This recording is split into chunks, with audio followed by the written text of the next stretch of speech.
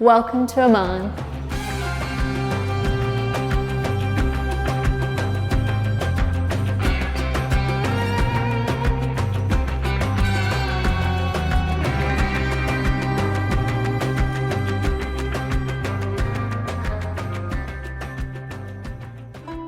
This is incredibly exciting to finally be able to show you around this project. We've been working on it for 5 years, since 2018, and it's one of our best projects ever, so I can't wait to show you around.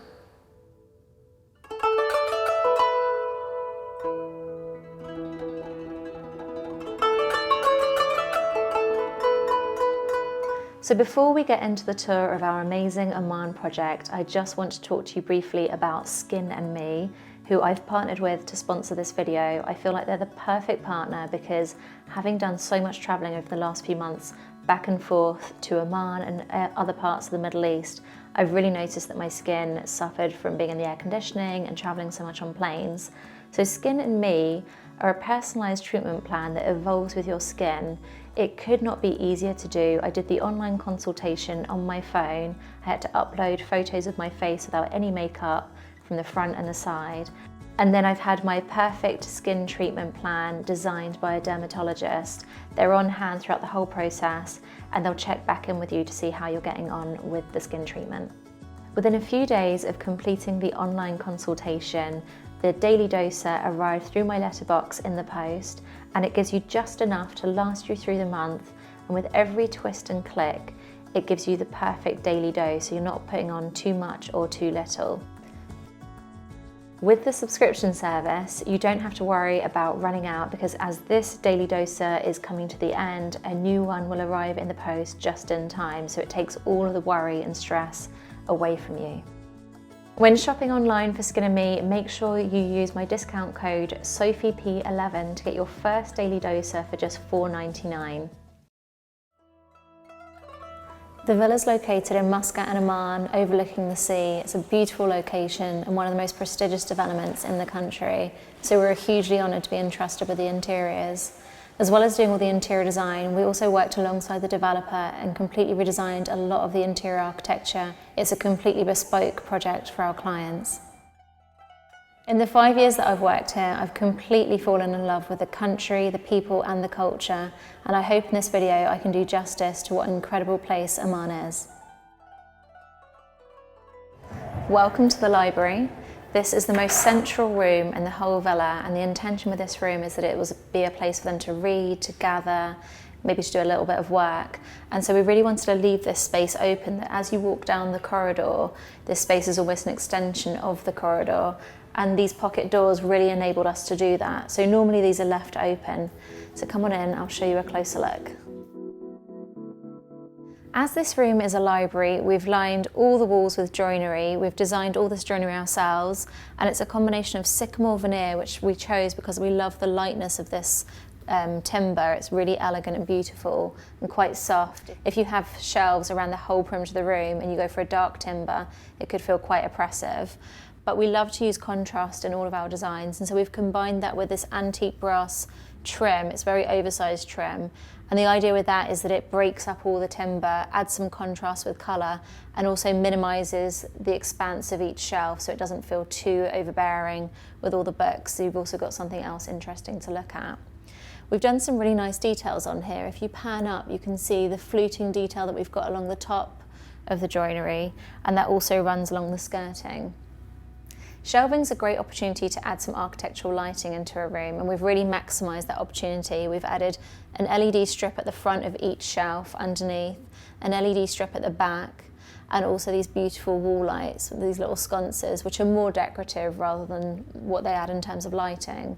But all this lighting around the perimeter of the room gives a lovely soft glow. It's nice to have indirect lighting in your room, and it creates that cosy atmosphere that we really wanted. For the handles, we've gone for these beautiful handles from Armac Martin in a bronze finish, and they tone really nicely with the antique brass. We chose these handles because they combine a nice curve as well as a linear line, and we wanted to mix up the different shapes in this room because you'll see with the FF&E, particularly the rug, there's lots of curves and wavy lines, and it's nice to introduce that through into the joinery as well. When it comes to styling this many shelves, you have to be really careful that you don't overload them with too many objects. Even though this is a library, we didn't want to have wall-to-wall books because it starts looking very busy. So we've mixed in some of the client's beautiful books along with some vases, photo frame. This is from our collection with Addison Ross. Even some small little baskets. And I'm probably going to get some hate for this, but we did mix in some fake books as well. What these are really good for is if you have a busy front cover of your book, so for example this one here, it can start looking quite cluttered quite easily. And then if you just finish that block of books with the fake book, which is completely plain, it just tones that down a little bit. So I know it's a library, but we styled it for the photo shoot, and that's me sharing a little styling tip with you. Another thing we've done, and this is also sacrilegious, so I don't know why I'm saying it, is if you pan up, you can see some of the client's books we've turned around, and we've done that just for the photo shoot, because what happens is in the photographs and the film, all those books will really distract you from the joinery, and obviously when you live in a place you want it to be functional, and before we leave we're going to turn all those books back around. But just for a photo shoot, if you're an interior designer watching this and you don't have all tonal books, that's a good little trick to use. For the desk, we've done a built-in desk as part of the joinery. We've mixed in a few more different materials. So the desktop is leather, and then we've done a trim of marble around the perimeter of the desk. And I absolutely love this detail over here, which is this curved line, these curved corners, which just really soften the design. And this was a lot of work. All week we've been getting them to perfect this curve to make sure there was no gaps between the leather and the marble, and it all sits perfectly flush, so I'm really happy to see that complete.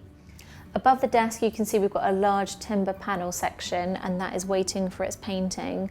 Our client has a beautiful landscape painting of the mountainside in this area, so that will go up, and we've done some beautiful picture lights above that are going to highlight that piece of art and really show it off. For the desk chair, we've gone for a swivel desk chair that's a custom design, and it's upholstered in a faux leather that tones with the real leather on the desk. We've gone for quite a low back chair, and the reason for that is that I wanted it to tuck in and just kind of disappear away. It doesn't distract from the art piece that will eventually be here, and it doesn't compete with the other upholstery, but it's still quite an elegant piece, and we didn't want it to look too functional. It needed to be equally elegant in this beautiful room. One of my favourite elements in the library is the rug. It very much takes inspiration from the surrounding landscape. You can see the beautiful pattern that goes across the rug, mimics the pattern in the sand when the wind blows across it in the local surrounding desert. When we were designing the rug, we intended for the pattern to lead you outside into the garden, and it winds across the room throughout the legs of the furniture, leading you to the French doors. If you're a long-term viewer of this channel, you'll probably know my formula when it comes to styling coffee tables by now, but if you haven't watched before, I'll go through it. I always tend to start with a large floral arrangement or a plant in the middle. It's nice to have the highest point in the middle. You don't want to go too high because you want to be able to see across the coffee table. It makes it much more sociable. This is a beautiful faux orchid that we sourced in the UK and we brought out with us. All the furniture is procured from our usual suppliers, and I always do that on overseas projects because I like to vouch for the quality and I want to use tried and tested suppliers. As much as we'd love to use local suppliers, it can be quite tricky when it comes to furniture. But I will give you a bit of information about what suppliers we did use locally later on in the video. Then around the rest of the area of the coffee table, I've done a combination of this beautiful tray. This is from our Addison Ross collection. This launches in September, so probably by the time this video comes out, it will be available. It's got a lovely faux char green top with a bronze trim, and it works so well with all the joinery and other pieces in here. Then we've got a lovely marble candle. This one is by Rachel Vosper. On this side of the table, I've used some coffee table books to style.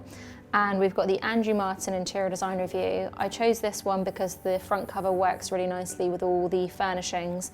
And although this book is intended to read, in this instance, it's also an accessory. And then I love to do an open book on the coffee table. This one is Hugh by Kelly Wersler. I've actually taken the cover off because I love the linen cover underneath. And then I've opened that on a page where the colours of her interiors are quite tonal with this room. Another must-have for any coffee table is a box.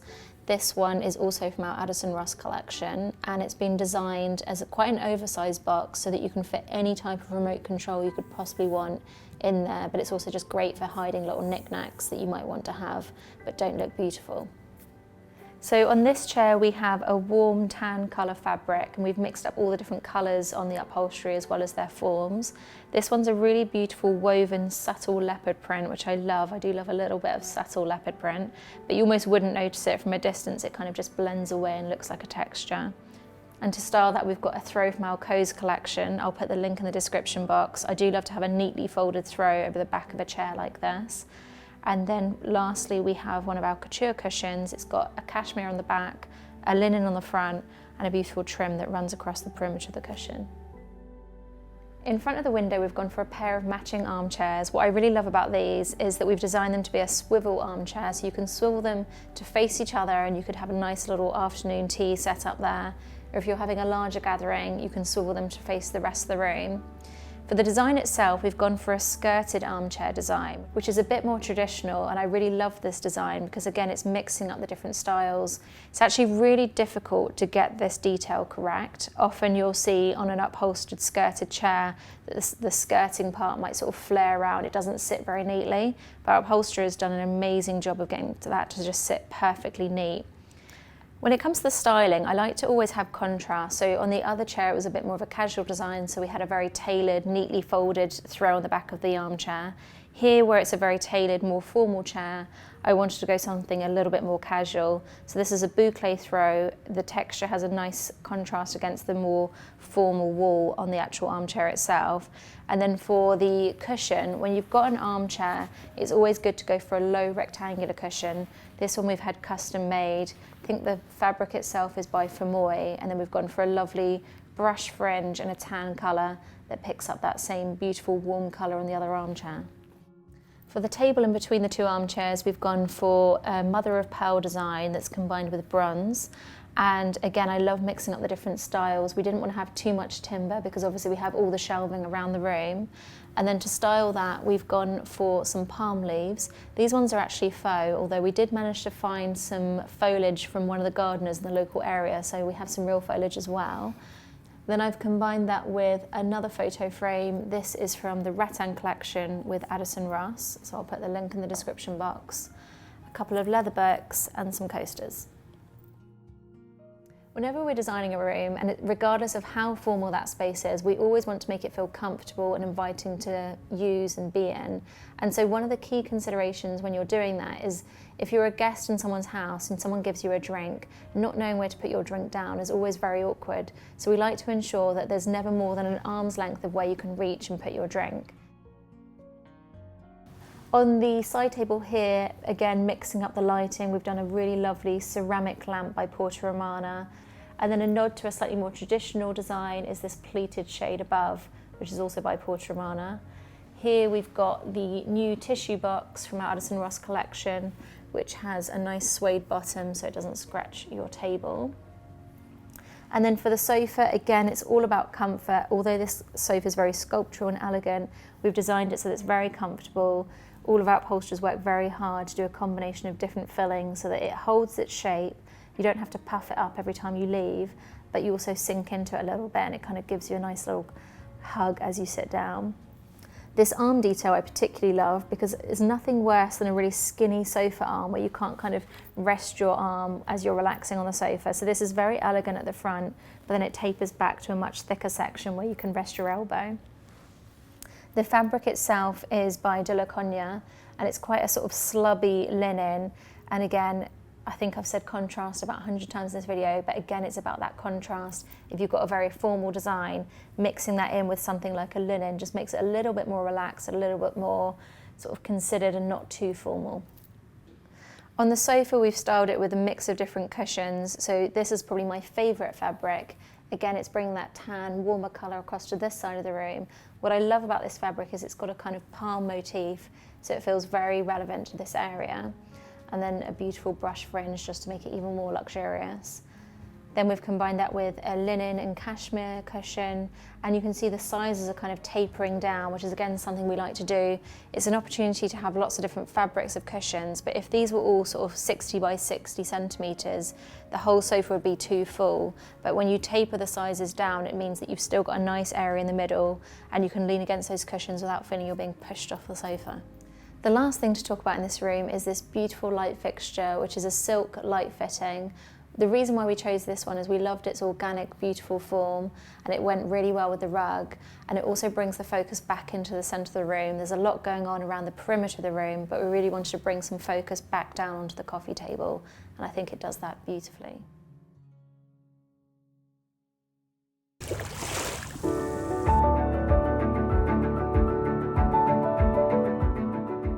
Welcome to the formal dining room. This is an absolutely enormous dining room. It can seat 20 people. It's located next to the library and it has views over the pool and out to the ocean. So it's very much inspired by water and all the things that you would see under the sea and on the beach. So I'm going to talk you through all the design and let you know all of our thinking and all of our reasoning behind why we've selected certain pieces. There are so many beautiful things to see in this room, but one of the main focal points of this room is this beautiful wall with this art installation that looks like coral. We've mounted that onto some joinery that we've designed. These are little flakes of mother of pearl that we've combined with some antique brass, and it has a huge brass trim that runs around the perimeter, which is all backlit, so it really looks dramatic, especially at night time. We very much wanted to avoid a strong theme, so we've just got very subtle, sophisticated nods to the ocean and the beach. And you'll see the form of this lamp also has a very subtle reference to the beach. It looks like little seaweed with little air bubbles that you'd see under the ocean, but it's not done in an overstated way, it's a very subtle reference. In Oman, they love to do buffet-style dining, and so we designed this huge sideboard which has a massive expanse on top so that they can lay it out with different dishes when they're entertaining or eating as a family. And then on the front, we've got this beautiful reeded design, again with a subtle curve at the top and the bottom, just to add some more interest.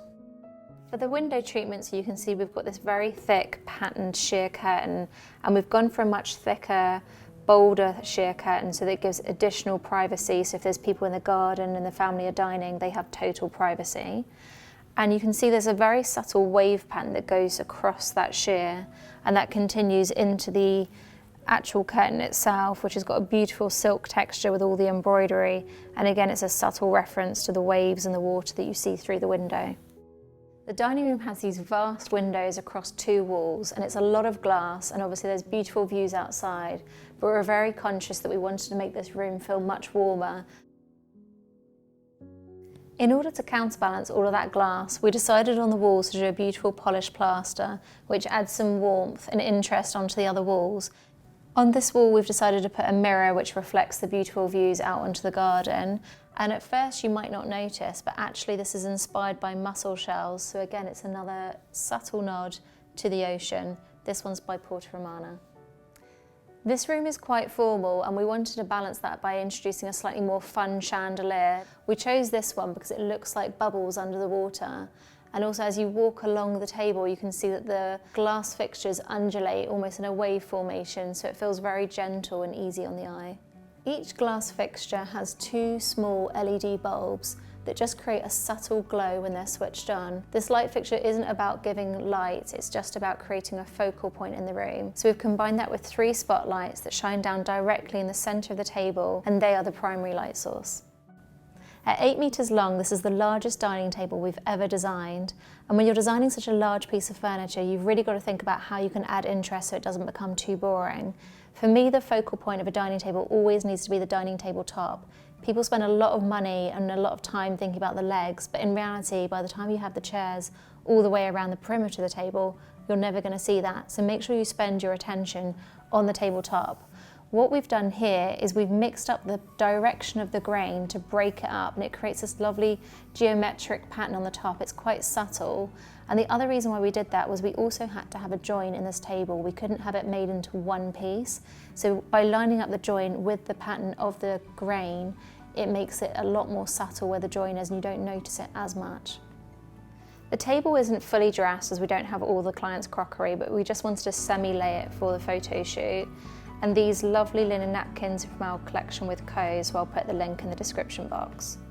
As we weren't lacking for space in this room, we opted to have all the dining chairs with arms, which makes them even more comfortable because you can just sit back and recline and relax. And then for the fabric itself, we like to be as practical as possible, so we've gone for a performance velvet on the front. This is wipe clean, so if anyone spills any food, you don't need to worry. And on the back, We've gone for a beautiful patterned velvet which has some of the soft blues and whites that we see elsewhere in the room.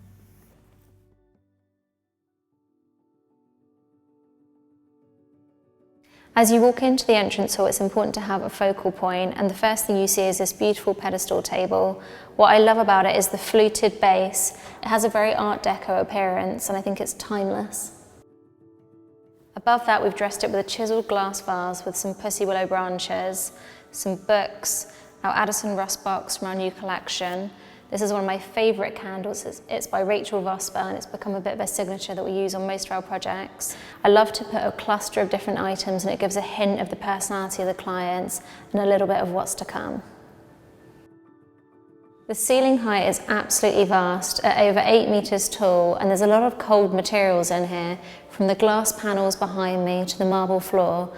So one of the main things we wanted to achieve in here was to soften the space and make it feel warmer and more inviting. And how we did that was, first of all, we used perlata on the walls, which is a very similar finish to polished plaster, but it's a bit easier to maintain if it gets scuffs, and it adds a beautiful pearlescent finish and also some texture. To complement the perlata walls, we designed this bespoke sideboard, and it's always really handy to have a sideboard as you walk in for your post and letters. And then on the front of the doors, we've used this mother of pearl finish, which really tones nicely with the walls. And throughout this house, you'll see threads that echo back to the ocean because it is a beachfront villa, so we really wanted to recognise that within the interior design itself. Above the sideboard, we've dressed it with a huge antique mirror. I don't know if you can capture this on camera, but it's got a beautiful patina on it with all the antiquing of the glass. And then we've got some antique brass detailing, which also echoes throughout this property. There's a lot of antique brass used on all of the joinery and some of the doorware as well. The table lamps are handmade in England, and I love how they've got the sandy tones that echoes back to the beach, and also the form of them feels very organic, and this house is very much inspired by nature and all the different landscapes that we see around the surrounding area. Another thread that runs throughout the interiors in this house is the combination of straight lines and curves. On these chairs we've got a nice scalloped leg, and then on the sofa on the other side we've done a curved arm, which again just softens the space and feels very elegant. No matter how luxurious the project is, good interior design should always be about combining practicality with elegance, and so this project is no exception. When it comes to the fabrics, we've tried to use performance fabrics wherever possible, and although this velvet on this sofa looks uber luxurious, it's actually a performance velvet, and so the client doesn't need to worry when people come and sit down or put anything on the sofa, it's not going to get ruined. We designed all the interior architecture throughout this property, including the marble floors. This white marble is a local marble called White Polaris, and then we've got a border of Turkish brown. We've then taken that same Turkish brown marble up onto these pillars that we also have designed, and then we've put a small spotlight at the bottom, so these create a beautiful glow at night time and really draw you into the space. We've designed all the interior architecture to be cohesive, so you'll see the fluting that runs across the columns, then continues onto the doors that we designed.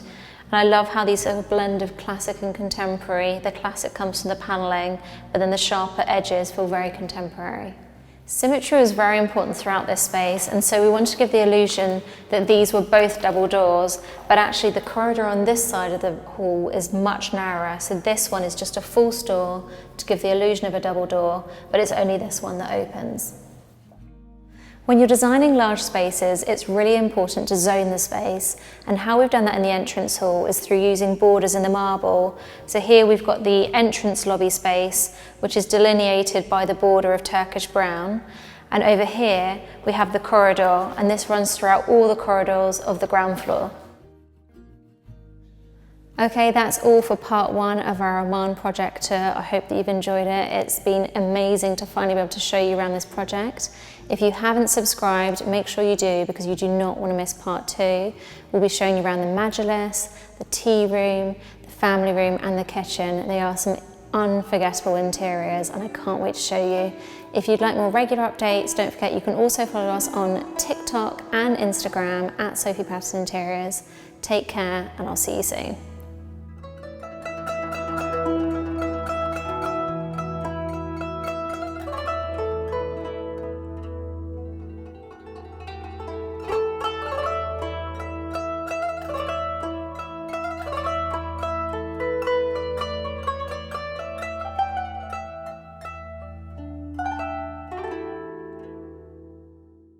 I hope you guys have enjoyed part 1 of our amazing project in Oman. I can't wait to share more of it in our next video, and I'd like to just say one last thank you to Skin and Me for sponsoring today's video. Make sure you check out the link in my description box and use our discount code SophieP11 to get your first daily doser for just $4.99. Take care, and I'll see you very soon.